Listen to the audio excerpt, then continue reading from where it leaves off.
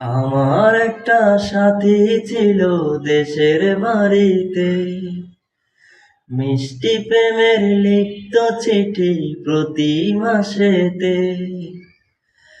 হঠাৎ একদিন খবর এলো সাথীর নাকি বিয়ে হলো আমার অজান্তে।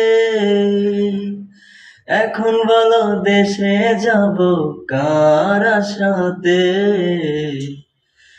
এখন বলো দেশে যাব কার আশাতে। কাজের ফাঁকে যেতাম ছুটে দেখতে সাথীর মুখ, রেশমি চুড়ি কাজল চোখে খুঁজে পেত সুখ।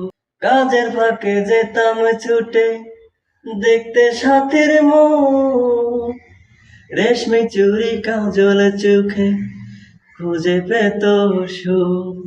এক পলকে দেখে সে আমায় আস্ত ছুটে বুকে জড়াতে।